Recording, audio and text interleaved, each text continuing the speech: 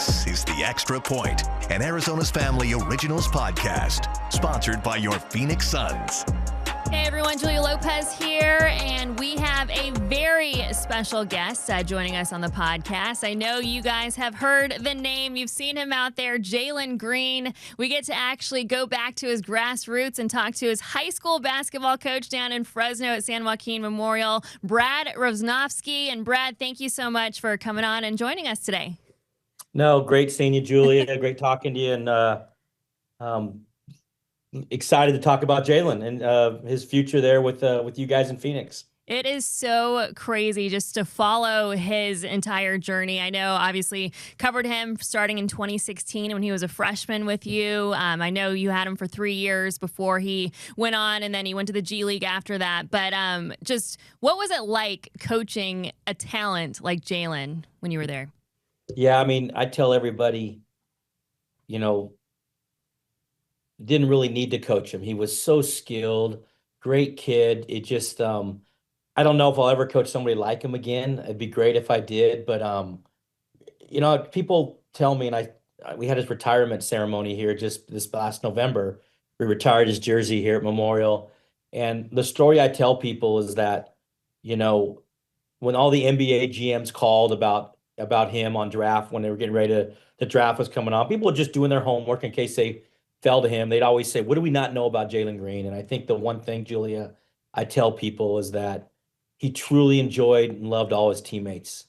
Obviously everybody knew how great of a player he was, but the one thing I always tell people is that he really, really enjoyed his teammates, from the starters to the guys that didn't play much, and it showed on and off the court. And we are seeing that especially now when he has that injury. He's obviously with that hamstring injury. He's been sidelined more than he obviously wants to. He wants to be out there with the guys, but just seeing him on the sideline, on the bench, getting his players and teammates pumped up, it is just so amazing just to see how he is there, just bringing the energy. Is that how he's always been?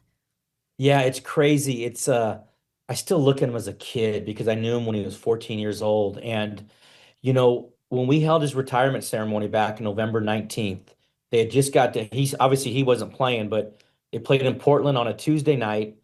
And our ceremony, we had a home game on that Wednesday. Our ceremony was the Wednesday night, and they didn't play again in Arizona, in Phoenix, till Friday. So we thought, perfect date. And I couldn't believe they sent a private plane with Jalen, part of his family.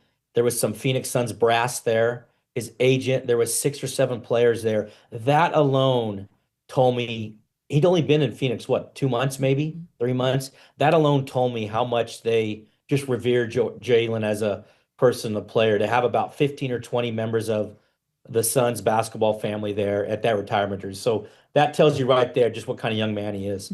And I got to ask about that. How many people were there? And then why did you decide to do it this year or in 2025 to get his jersey retired? Yeah, it's funny you say that because it took about 8 to 10 years for us to retire Quincy, Brooke, and Robin. We did theirs all one night, and I told the school they have a policy to usually wait about 8 to 10 years for retire. And I said, listen, I'm getting close to retiring. I really would like to do this while I'm here. So they agreed. We just found the perfect date in between his schedule, and it was just a special night. The place was packed and sold out. We had a game also that night, but everybody was there really to see Jalen hoist that jersey, and he spoke, and he texted me after he was on the plane going back and just was in awe of just the special night it was for him. Yeah, what is your relationship now? Now that he's been 5 years in the league, just how often do you talk to him? Just what is the relationship with you guys? It's funny because we do talk a lot, but he's a FaceTime guy, and I'm 57. I'm not like into that FaceTiming and stuff unless I'm doing it with my grandkids or something. But he's into FaceTime, and so I'll text him, Jay, how you doing? Let's get on the phone. He goes, no, coach, FaceTime me. I'm like, I don't want to FaceTime you. It's like 9:30 at night. I'm getting ready for bed. But to answer your question, it's still a good relationship. I wish we'd talk more. I'm going to try to get out there here in the next month or two and see him out in Phoenix. I think it's easier for me to spend a lot of time. It's tough when he comes to California because he got so many family here, so much family. So I think in order for me to spend some time with them, dinner after a game or something, probably going to fly out there to Phoenix and see him. But I wish we talk more, but we talk about as much as we can or FaceTime. Oh So my gosh. Okay, so when you do actually get out here to Phoenix, let me know so we can all meet up. And I know there's obviously a couple of Fresno people here. You know Nick King as well, right? I know Nick, love Nick. Yeah, Yes, yeah. So yes, he says yeah, hi, and I know like obviously both of us were covering, your teams for gosh, so many years. I was there for 5. I think Nick was there about 5 years as well, yes, 5 or 6. yep. So it's just like so cool. I love Fresno. I love the people there. I love the community there. I'm actually having a Fresno taco truck coming up for my wedding actually next month, so I'm Oh, very congrats, excited. Julia. Thank you. All Yeah, right. yeah. I got Well, this you little still have the thing. 559 number, right? So I actually grew up in Albuquerque, so I still have the 505. I'm still You have, repping okay, that. that's what it was. Okay. Yeah. But I know you have a lot of Fresno ties and stuff, and Yes. congratulations on Thank your you. wedding coming up. That's Thank you. awesome. Yeah, it's just amazing. And then even just like having a Fresno taco truck there, like that's just so, Fresno. It's so like Central Yes, Valley. So I'm very excited yes. about that. But yeah, and speaking of just the community of Fresno, I know Jalen just loves to give back. I remember even covering him, giving back his own basketball court to a public park. That was a few years ago. I think like right when he entered the league, he came back to do that. Just were you? I know you were probably there. Just how cool is that? Just for him to always like have the 559, on his mind. Yes, I want to say that was his first year at Prolific Prep, or right when before he went in the G League, maybe 2019, 2020. It was the park he kind of grew up at. His house was right around the corner where he grew up from like first grade on to really through high school. And the park was kind of run down a little bit. There weren't always nets on the rims, and he just decided to go in there and kind of just fix it up. I think they put a new fence around it. They painted the court, new rims. So just for the community, for the kids to go out and have a place to play. And it's kind of where he grew up. He probably shot around there with no nets and kind of run down. So yeah, that was a special thing. But you're right, Julie. He just came back, I want to say in gosh, it was before the season, like August maybe, in Boys and Girls Club. We literally drove down um Boys and Girls Club and delivered some backpacks and shoes to one of the Boys and Girls Clubs here in Fresno. I think he drove back. I think we talked for a while, and he was going back to LA that same day. So loves giving back to the 559. His mom and sister and dad are still out here. So he has a lot of family still out here. And then we got to give our listeners just a visual of what it was like in Fresno. I remember when we went to cover the games, especially when Jalen was playing, that gym that you guys had was just completely packed, shoulder to shoulder, so hard to find a spot. Cameras were just like lined up on the baseline. And then even on those cold nights in Fresno, it was just so hot in there with just how many people were just like piled in there. Just how would you describe, just the visual of what it was like coaching there when Jalen was playing and he was rocking the rim, like just crazy athletic? Yeah, I mean, he did some things that I'll never probably see a high school player again. It's funny, I saw on social media a few months ago that somebody said, "Hey, somebody list the top 5 most athletic, freakish high school players," and Jalen, someone listed Jalen. He just did some things that just God-given talent that he had. But yeah, Julie, that gym is special for a lot of reasons. And we would never see Jalen after games because I had one of our coaches go with him. There was a time for him to do autographs and stuff for people that came and saw him. So yeah, the gym is small as it is, but usually by the halftime of the JV game, the gym was already packed. Just didn't matter who you were playing, and just for Jalen. But he took me on a world tour. He gave me 3 of my best years that I'll never forget. Coaching, we went to Dallas, went to Phoenix, played on ESPN. So owe him a lot for just trusting our school and our basketball program with him. So great times. I love that. And I love just like how close you guys still are together. And when it comes to him actually going to the G League, did you actually think that he was going to make that move? Because he could have gone to any of the big, college basketball programs in the nation. Yeah, I talked about a little bit with him. And of course, selfishly, I wanted to see him go to a Kansas, to a Duke. I mean, he had Arizona, he had all the offers, and see him play in the NCAA tournament. But at that time, it started turn into a business, and this G League was going to be introduced with Jalen, Suggs, that whole class. That I think it was the 2020 class. It would be called. Obviously, Cade Cunningham. That was just an incredible incredible group of basketball players. So he kind of, he's famous for kind of starting the G League, and obviously money was involved, and his family felt was like it was the best decision. I wanted to see him go to college, but I think he made the right decision being the number 2 pick in the NBA draft. And then who knows what would have happened with this whole new NIL stuff happening right now. Like that could have changed if he like maybe it was like a few years after that. But I remember him telling us that he was the unicorn. He called himself the unicorn. Does he still go by that? As far as I know, he does. The unicorn has always stuck with him. Kind of a logo that we put out there on social media with regards to him. And, I have to say, though, Julie, he wasn't arrogant. He wasn't cocky. He took everything in. I mean, the stuff that he went through as a 15, 16-year-old young man was just, he was poised. All these people were there to see him. He was going to be a millionaire one day, but at the same time, he still was a kid. So just to see him go through that process and know what that one day, he was making millions, and he was still very humbled. Comes back to his roots. He calls it the 559. So, but yes, the unicorn still sticks with him. Yes, to this day. And Brad, what do you think is the main force behind him just being so humble, so grounded? I think growing up, he didn't have everything growing up. He lived in a part of town, wasn't the best part of Fresno. Didn't have what, came to San Joaquin Memorial and, didn't have what some of his other kids maybe had growing up. So I think he appreciates the hard work he put in, and he's just so good to his family now with everything that he has. So I know he's very gracious and humbled with that. Just never had all that stuff that he's got now. So I think he really makes him appreciate it more.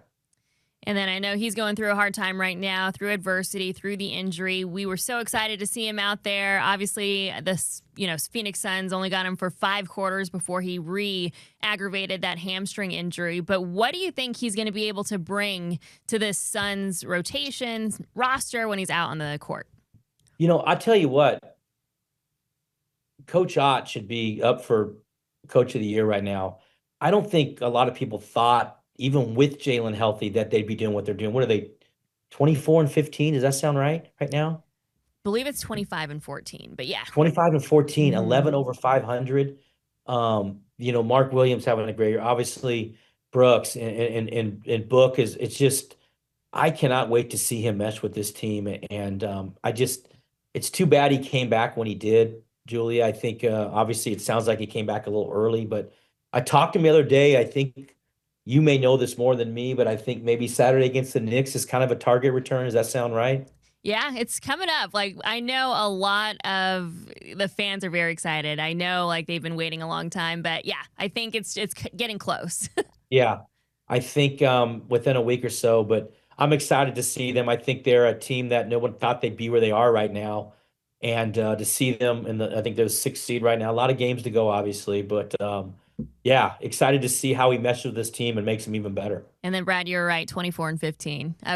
Got to give him credit. I knew it was right around there. Yeah. Yeah. Still 9 games over 500. Huge. Like I said, I don't think people expected that when with the amount of time that Jay's missed. I mean, he's only played 2 games, and I know he's chomping the bit, Julie. I know he is this is killing him, man. He wants to, he wants to play and be with his guys. And I know him and Brooks, DB, are real close, and to get back on the court with him. So I think Phoenix is some exciting times for the Suns basketball right now. It's just amazing just how easy he fits into this lineup. I've never seen Devin Booker smile or laugh as much as he has this season. And even if it's just, talking to Jalen on the bench, like this is just like such a cool team to see, especially when it comes to just like this team chemistry. I cannot wait for all of them to be on the court just to kind of see and build that chemistry on the hardwood.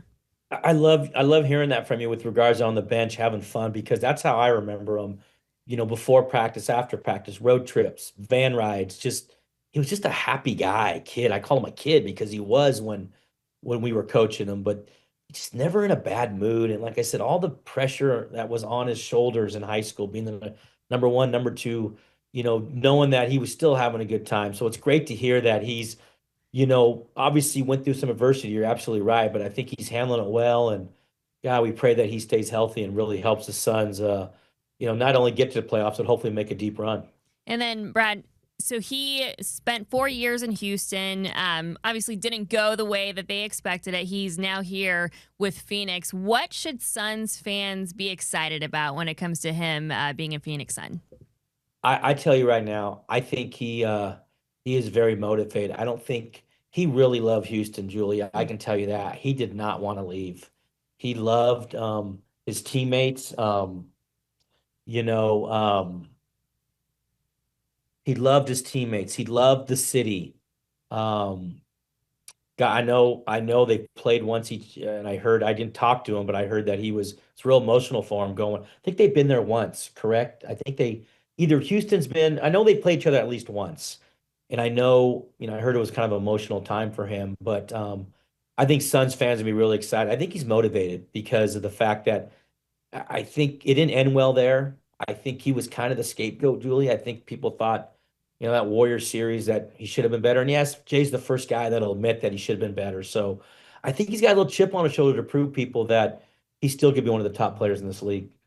So do you think this is a good thing for him to kind of get a, reset, a refresh button? I really think it is. And I think what a great place to go to. What a great player in D Book to team up with as probably one of the top guard tandems in the league now. So I'm excited. I can't wait till he gets back on the court. I'm just praying he stays healthy and stuff. I miss seeing him every day. I got the NBA package, so if I get a chance to sit down and watch him or tape the game or whatever, I'm gonna do it. I'm really excited to see him there. He's really happy. He loves, although like I said, he loved Houston, but that time is over. So the time I spent with him here at the retirement ceremony, I think he's really, really excited about Phoenix and living out there. And then we know, obviously, he's super crazy athletic. He can dunk out of the arena like anytime and just do some crazy stuff. I'm very excited about that. He's a great shooter. Defense, though, do you see him still working on his defense out there, especially against NBA talent? Yeah, and I mean, if I'm saying it right, as former coach at Houston, Ime Udoka, obviously that was an issue. And you would see Jay late in games not to be on the court. So I think it's something they held him accountable, and I hope Coach Ott does the same thing. But because he knows how to guard, he's athletic enough to guard. It's just kind of a mindset with him. So hopefully, the Suns fans, you guys see the full arsenal of Jalen, not only offensively but defensively too. Because I know that's a big deal to him, and especially late in games, being on the court and being relied on to guard maybe their best player. And I feel like when you watch the Suns team, literally every single person from Devin Booker to Dylan Brooks to Ryan Dunn to Colin Gillespie, they are just dogs on defense. So I really do think that's going to carry over to Jalen's game. And it's going to be awesome to watch, in my opinion. I'm excited. I'm excited for you guys to see him, and obviously your ties with them and stuff, Julia. So, yeah, I think, gosh, it's just great. I mean, they're a playoff team right now. I just think if they stay in that top, in that 3 to 6 range, I think it'd be great for them. So I can only think that he's going to enhance their chances as he stays healthy and stays on the court with them. You know what the crazy thing is? Just because of schedules and everything and like all the other sports happening, I haven't even said hi to Jalen since he's been back. Isn't that crazy? I know. I'm sure he'll remember you because you were awesome. You did so many. You were in our gym all the time and working late night games and stuff. So I'm sure he'll remember. Jay's got a very good memory, so I'm sure you guys will connect soon. Yeah, we'll see if he actually remembers. If I throw out the Fresno 559, I think. Definitely. Yeah. That's awesome. Well, Brad, thank you so much for taking the time. I'm very excited to see Jalen out there. I know you are. Next time you're here in Phoenix in the Valley, please let me know, and I'll give you some restaurant recommendations. But I'm sure Jalen can too. Great to connect with you, Julian. Thanks for having me. Awesome. Thanks so much, Brad. All right. Catch you later. All right. Bye. This is The Extra Point, an Arizona's Family Originals podcast, sponsored by your Phoenix Suns.